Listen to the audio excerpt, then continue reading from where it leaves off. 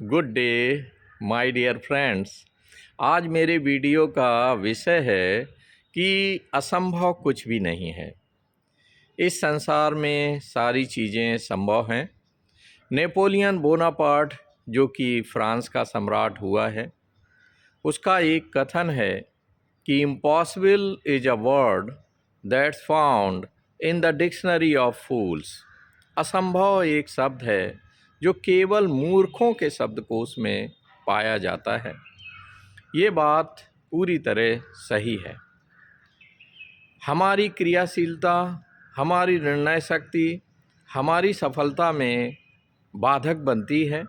वैसे सही मायने में कहा जाए तो असंभव वास्तव में कुछ भी नहीं है। जहाँ तक हमारी शारीरिक संरचना का सवाल है, परमपिता परमेश्वर ने हमें सारे अंग जो है सभी को बराबर से दिए हैं और सभी को बराबर से समय भी आवंटित हुआ है 24 घंटे का। अब यहाँ पर ये आता है कि हम किस प्रकार के निर्णय लेते हैं और किस प्रकार से उनका क्रियान्वयन करते हैं।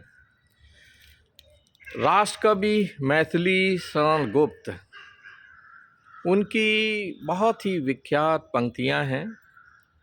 नर हो न निराश करो मन को, कुछ काम करो कुछ काम करो, जग में रहकर कुछ नाम करो, ये जन्म हुआ किस अर्थ अहो, समझो जिससे ये व्यर्थ न हो, समझो धिक निष्क्रिय जीवन को। नर हो न निराश करो मन को, नर हो न निराश करो मन को। किस गौरव के तुम योग्य नहीं, किस गौरव के तुम योग्य नहीं, कब कौन तुम्हें सुख भोग नहीं, तुम भी जन हो उस ईश्वर के, जिसके सब हैं अपने घर के।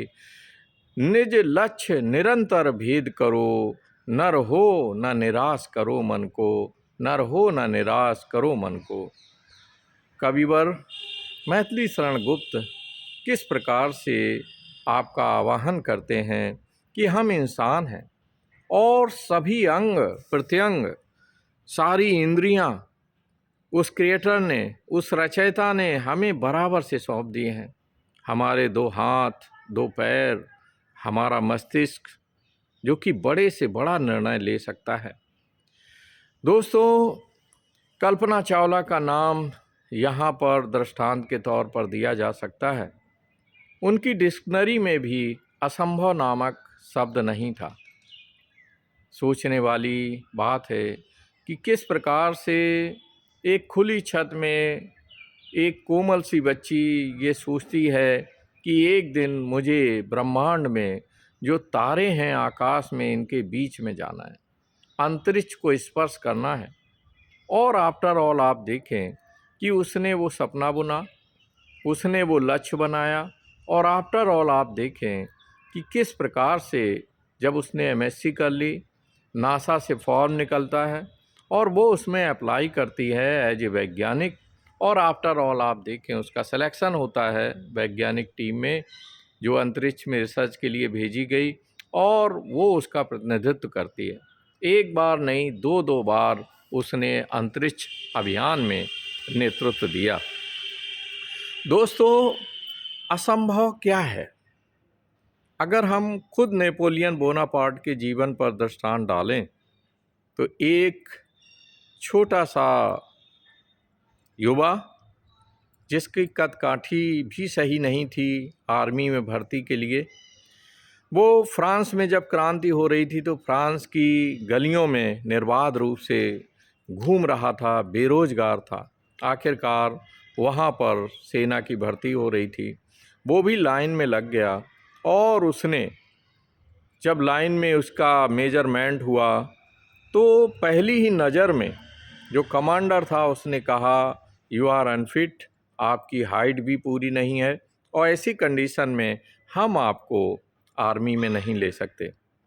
नेपोलियन बोनापार्ट ने कहा, please sir give me a chance, मुझे एक अवसर दीजिए, और फिर देखिए कि जो लोग इस लाइन में बहुत बहुत लंबे खड़े हुए हैं मैं अगर उससे अच्छा निष्पादन और रिजल्ट देता हूँ तब आप मेरा चयन को फाइनलाइज कीजिए।